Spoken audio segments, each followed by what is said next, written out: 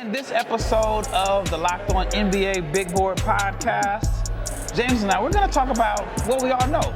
The NBA is a copycat league. So we're going to discuss some players in the 2025 NBA draft who could be similar to a few of the players that played in the 2025 NBA Finals.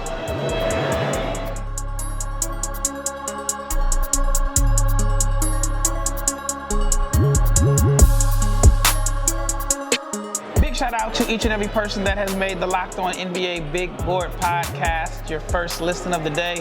And in this case, it could be your second listen of the day, maybe your first. Who knows? We put these episodes out late on Tuesday night. The episode we just recorded earlier, we talked about basically what's going on in New York City, the draft buzz, some of the trades from earlier on Tuesday. Actually, earlier today. I forgot it was Tuesday. I thought it was Thursday. My days are all mixed up. But this episode is all about the copycats. Some guys that people could see and say, you know what, he plays similar to this, or this player has had success. We've seen it plenty of times. I remember in the early 2000s, teams were looking for the next Dirk. So there were a bunch of international guys that were tall, that had the reputation as shooters that were going high in the draft. Then at one point, teams were trying to draft LeBron stoppers. They were looking for guys like 6'8", 6'9", that were athletic, but they were strong. Anthony Bennett went number one. Any other copycats that come to mind for you? I mean, we got a whole bunch of Paul George's sons Paul running George, around here. Yep. A whole bunch of young Kevin Durant's. Excuse me. We got our fair share of Kawhi Leonard's. Who's a fake Kawhi Leonard? Who can you think of that was drafted? So this is my thing about the Kawhi Leonard thing. All right, Kawhi Leonard was drafted for his defense, and he rebounded, right? So to me, an offshoot of the Kawhi Leonard lineage would be like OG Anunoby, where he came in as a defensive guy. He had great, physical tools, great physical measurements, and he turned out to be a, decent scorer. I mean, decent, relatively speaking, averaged 18 this year for the Knicks. And I guess you could say, the offshoot of the OG Anunoby for this year's draft is probably Carter Bryant, who, passes the eye test. Maybe the defense is real. Maybe the shooting is real. Maybe he turns himself into a starting caliber, two-way player. So it's definitely a copycat league. So what we're going to try to do is figure out, are these handful of guys that we're going to talk about, are there similarities between them and, who we just saw in the NBA Finals? Yeah, the saying is there's nothing wrong with being a copycat as long as you copy the right cat. It's a little loud in the background. It looks like that's Liam McNeely's family, which it's a time to celebrate. He is 24 hours away from accomplishing his dream, and you see a lot of the players and their families behind us celebrating, either going out to eat, coming back from dinner. All right, let's talk about this copycat league. Dylan Harper, and this is one I disagree with. Hey man, listen, this is about reaching as much as it is, trying to project. We're gonna let the audience decide. That's fine. James is saying that he thinks Dylan Harper could be a Shai Gilgeous-Alexander clone. I see more a combination of James Harden / Jalen Brunson. I feel like the Jalen Brunson that's just because they light skinned and husky. Just physical. But here's my thing. Jalen Brunson is 6'2". Yeah. Dylan Harper is 6'5", 6'6". That's where the Harden thing comes in. But also at the same time, James Harden is an all-time great playmaker, whereas Dylan Harper's playmaking is Jalen Brunson like. It just could be Shai Gilgeous-like. All right, so explain why you think Dylan Harper could be. So again, I'm standing up, so I might need to stretch because there's some reaching going on here. But we're talking about a 6'5", 6'6" combo guard, lives in the paint, gets to the basket. Good playmakers, maybe not the greatest playmakers, but they're going to make their plays due to them being aggressive scorers. The biggest difference, and it's a huge difference, Shai Gilgeous shot, I believe, 44% on off-the-dribble jumpers his last year at Kentucky, whereas that is obviously Dylan Harper's biggest weakness, as he only shot 29% on off-the-dribble jumpers. But again, if we're talking about 6'6", combo guard, get to the basket, make plays, get downhill, live in the paint. That, to me, sounds like the closest thing that we have in this draft to SGA is Dylan Harper. Why not Tre Johnson? Why not Tre Johnson? Tre Johnson doesn't mid-range shooter. Mid-range jumper, but Tre Johnson is going to be, he's a jump shooter first and foremost, whereas Shai Gilgeous, you got to keep him out the paint. Also, there's a similarity between their free throw rate. That's one of the also the biggest thing. I believe, Shai Gilgeous, I mean, some people call him a free throw merchant, but I think he was at like 41% free throw rate, same as Dylan Harper. So I feel like Tre Johnson can't be a Shai Gilgeous clone because the free throw rate doesn't come close to what Shai Gilgeous did in college versus Dylan Harper, who it does come close. But again, the biggest difference between the two, and it's a huge difference, you can call me whatever you want, but like off the dribble shooting is the biggest difference between freshman Shai Gilgeous and freshman Dylan Harper. And I think that's where, for me, Tre Johnson could be a little bit more similar because Tre Johnson can shoot off the dribble, has more game off the bounce. Shot more threes than Way Shai. more threes. Because definitely did. But Shai was like 15% three-point rate, which is like extremely low. He shot 40%. Yep. He just shot like one a game. And he still doesn't shoot a lot. Here's one for you. Okay. Khaman Maluach, could he be Myles Turner? I mean, you brought that up, so you explain to me why you think Khaman Maluach can be Myles Turner. Myles Turner is a good rim protector. Okay. Myles Turner is not an elite rebounder. Okay. And at the same stage, Myles Turner shot more threes than Maluach. Maluach is probably a better vertical floor spacer. But I do think, and this is just me projecting, I do think that Maluach is going to be a guy that shoots a lot of threes. I do, especially if he goes to a situation where he goes to a team that is going to give him the freedom. What's a lot of threes? What number is that? I think he's going to shoot. I think he might shoot 3 or 4 threes per game. The touch looks good. He shot about 78% from the foul line. Again, Myles Turner was obviously way ahead of Maluach at the same stage because Maluach is a late bloomer. But I wonder, could Khaman Maluach be like a Myles Turner type big to where, no, he's not like your best player, but he's a very, very important piece to your puzzle. But he is going to provide rim protection, but also some floor spacing. What are your thoughts about that? I get what you're you putting down. I can kind of see it. I don't necessarily think that. I mean, while Khaman does have good touch, I don't see him shooting as many threes as Myles. Myles has almost become exclusively a three-point shooter. Didn't you say somebody said, man, that dude runs from three-point line to three-point line? Well, I know Kevin McHale came to Dallas or Fort Worth to work him out, and he was like, you need to get your butt on the block. Myles had some game on the block. I remember very distinctively that his summer league, he looked like LaMarcus Aldridge. There was a lot of, turnaround jumpers from the mid-post, a lot of shoulder. And, the game has evolved since he's been in the league. I feel like Myles is 38, but he's not 38. He might even be 30. But I can kind of see those similarities. But check this out. Myles Turner, as a rookie, shot 21% from three. Mm-hmm. As a sophomore, in the second year, he shot 35% from three, but it was on 1.4 attempts per game. By the time he got to year 5, that's when he started taking 4 threes per game. Obviously, the league is different now than it was in 16, 17. But if you tell me Maluach shoots 1 3 per game in his second year in the league, I think that's doable. I think he can shoot 2 threes per game in his third year. So why can't he be Myles Turner? Myles Turner, in his first year, he only took 14 threes. 14 threes total in 60 games. My thing is, though, with Maluach shooting threes is I don't want him to end up turning out like Alex Sarr's rookie year where he shot 5 threes a game. Now, again, some of that is, they tell Alex Sarr, hey, this is the 100% developmental year. You go out there and do whatever you got to do. But I don't think Sarr played 30 minutes a game and he shot 5 threes.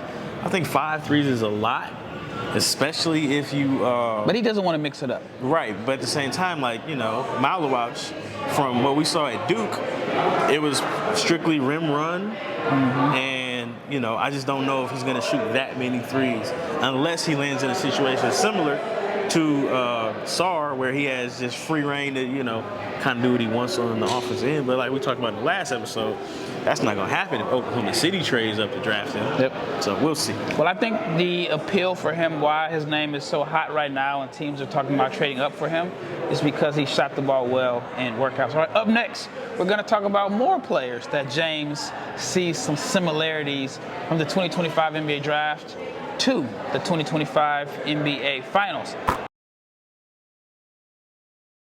But let's talk about open phone, because if you are running a business, you know that every missed call is money left on the table. Think about the last time you had an urgent need. Maybe you needed a plumber or service provider. If the person did not answer, did you wait? No, you moved on. And that is why you need open phone. Open phone is the #1 business phone system that is built to streamline and scale your customer communications. It is all from an app on your phone or your computer. Open phone lets you manage business calls and texts all from the app, and the shared inbox feature is a game changer. Your team can jump into any conversation instantly without missing a beat. And Open Phone is offering Locked On NBA Big Board listeners 20% off your first 6 months at openphone.com/LockedOnNBA. That is openphone.com/LockedOnNBA. And if you have existing phone numbers with another service, Open Phone will port them over at no extra charge. Open Phone, no missed calls, no missed customers. All right, who is next on your list of players that you think could have some similarities to some players that we saw that had some success in the 2025 NBA playoffs? It could be NBA Finals. Any other comparisons that come to mind? Strictly with the finals. I've made this comparison before, but there might be some similarities between Noa Essengue and Pascal Siakam. Pascal Siakam got his start as an energy guy. He was a 20-10 guy in college. He was a late bloomer. They found him at Basketball Without Borders, I believe. And he's turned himself into a combo forward that has the ability to post up smaller guys and beat bigger guys off the dribble. He is a combo forward, but he's not a great shooter.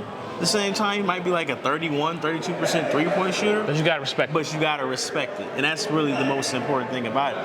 I think Noa Essengue, again, he's extremely young, 18 years old. I think he has the baseline.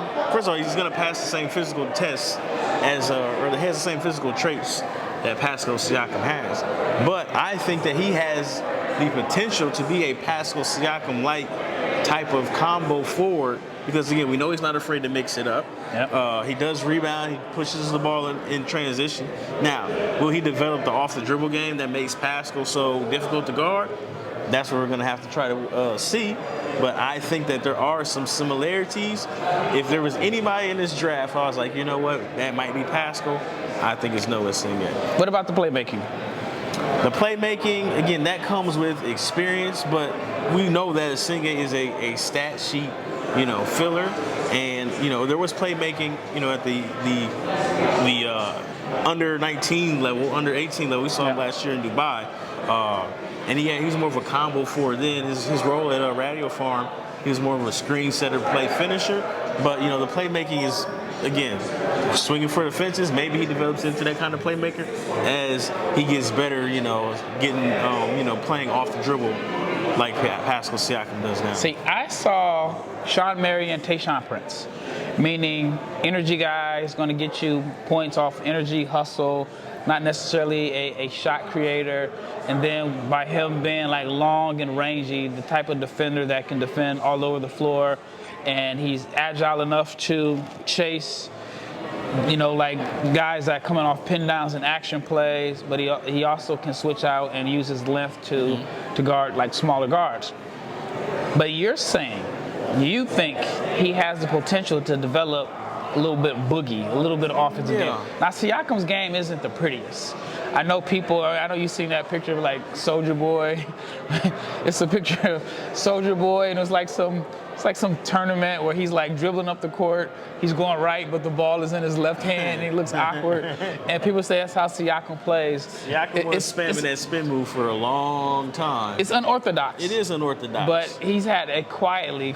If they would have won that game, he's going to be Finals MVP. Siakam could say he's close to a Hall of Fame resume, as much as you may laugh. And look, and guess what? Like, there's two people in the NBA that I know Draymond Green can't guard, and one of them is Pascal Siakam somehow. And he can't guard Julius. He can't guard Julius right. Oh, yeah. It's like Julius can match him brute strength for brute strength, yep. But he's got that, off the dribble game. And I think handling the ball is one of the harder attributes, skills to develop for these guys, especially if you haven't been doing it for a long time. But I really buy like Essengue's upside. That's interesting because that's one I definitely didn't see. That would be an awesome scenario for whoever selects him. I'm on record of saying that I think that he should go to the Brooklyn Nets at number 8. So right now, behind us, we got the family of it's a few players and their families behind us. Again, this is a big moment. And this is typical me and James.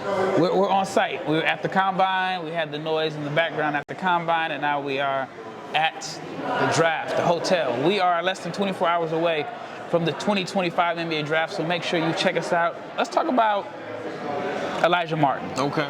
So I did an interview with a coach that is from an SEC school, and I was asking him like his scouting reports on different players. He said he didn't think that Elijah Martin could stick in the NBA, but then he kind of backtracked a little bit. He said he thinks he's going to have to get it out the mud, but he compared Florida's Elijah Martin to Deuce McBride. So today I had this conversation with an agent, and we were talking about comparisons, and he said he thinks that, this particular agent said he thinks that Elijah Martin could be Lou Dort. But Lou Dort is hard because Lou Dort, in college basketball, he was all about getting buckets. It was ugly, though. I mean, it was all about 20 on like 38% shooting. It was all about getting buckets. He went undrafted, and then he totally transformed himself into like this defender. And now Lou Dort is one of the best defenders in the league. However, I do think Lou Dort hacks. Oh, I think Caruso hacks. Yeah, they be hacking. Yeah. But he established himself early in his career as a physical, tough-nosed defender. And once you got that reputation, you can get away with a lot. Shout out to Casey Wallace for grabbing TJ McConnell's arm. Oh my God, he literally shook his hand. And McConnell's like, what are you doing? Like, you see that? And then he got the cookies. And got the steal. So what are your thoughts on Elijah Martin, Lou Dort? I can see it. I like the comparison. And, you got to think, every 6'3", stocky, two-way guy is probably going to get compared to Lou Dort.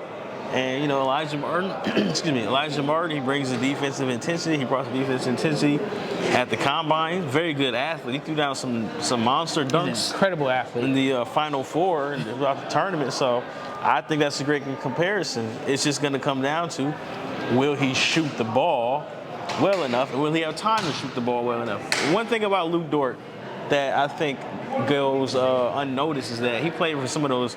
He played in the bubble. He played really good defense against James Harden. Didn't shoot the ball particularly well, and then OKC blew it up, and he had some time to develop. Like, Lou Dort averaged 17 one year. So, like, he got time to develop his three-point shot as OKC was, Because he was a dare shooter. He was a guy who dared to shoot. I mean, even now, they still leave him But open. I'm just saying, like, he got those reps to work on his jump shot because they weren't on a timeline for a couple years. And now that, the timeline it is what it is, you see he's a very important part to a championship team.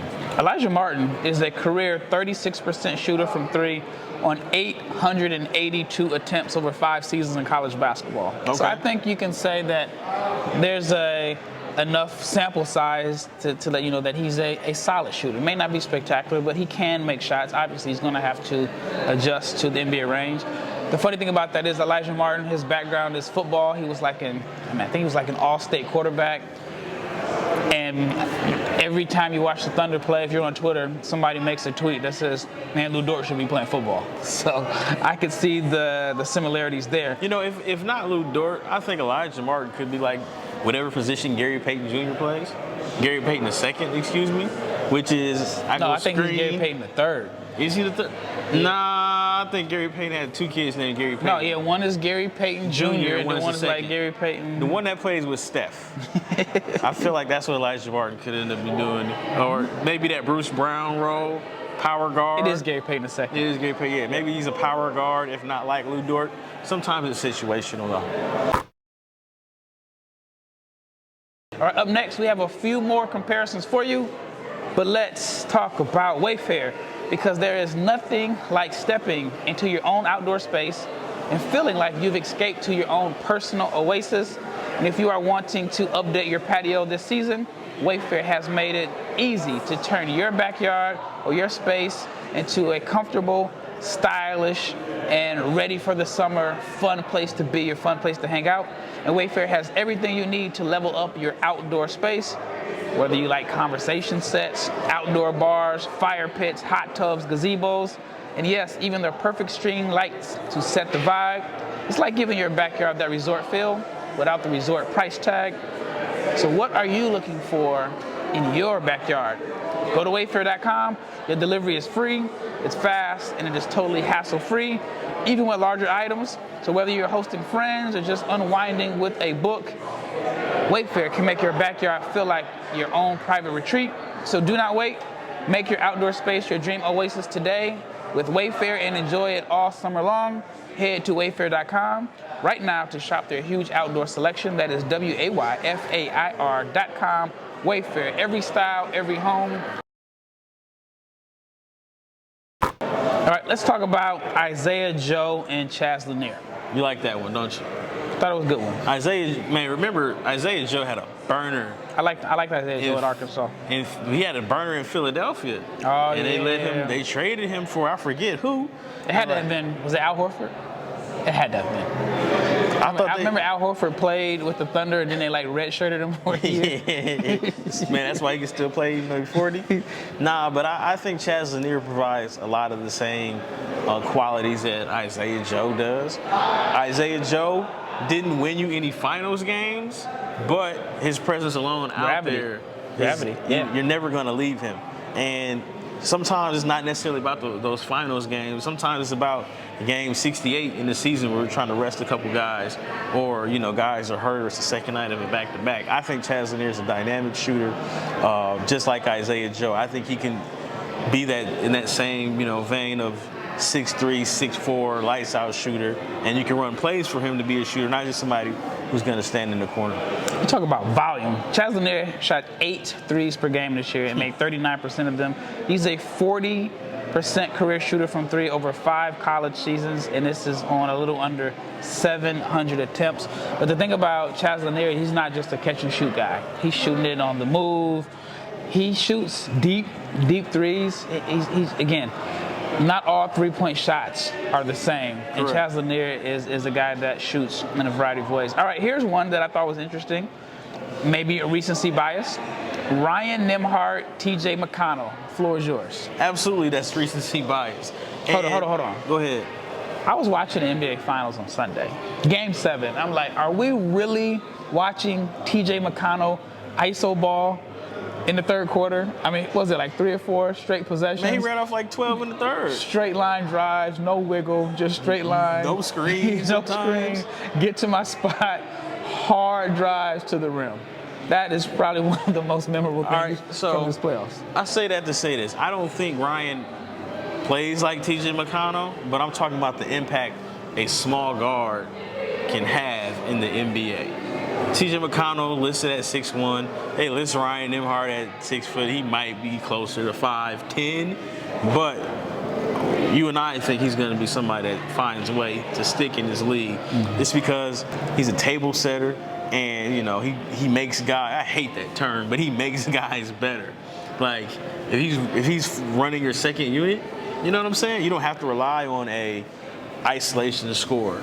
You know what I'm saying? Like, I think Ryan Nembhard could have that TJ McConnell impact in the sense that no, it doesn't look the same where, you know, TJ's killing you from 2 levels with elbow jumpers and layups. I don't even know if it's even elbow. Sometimes he's shooting actual jumpers like Yo, TJ deep inside the McConnell, paint. really though, to be honest with you, Ralph, TJ McConnell is the modern version of Sean Livingston, where you just feel like when that dude gets to his spot, like Sean Livingston's spot was 2 dribbles to the short corner. Yeah. TJ McConnell's spot is 2 dribbles to the middle. Hard, hard, straight line dribbles, pull up. Shout out to TJ McConnell. And it always looks like it's going to fall short. Shout out to TJ McConnell's dad, man. He might have the ugliest jumper for a coach's son ever. Like that joint was spinning his dad all got funny. The blueprint. He got a son in the league and a daughter in the W. Yeah, I'm not mad at him. But I like what you said about McConnell makes guys better. And I think making guys better does not just mean on the court. He's a guy that probably makes practices better because he only knows how to play one way. Yeah.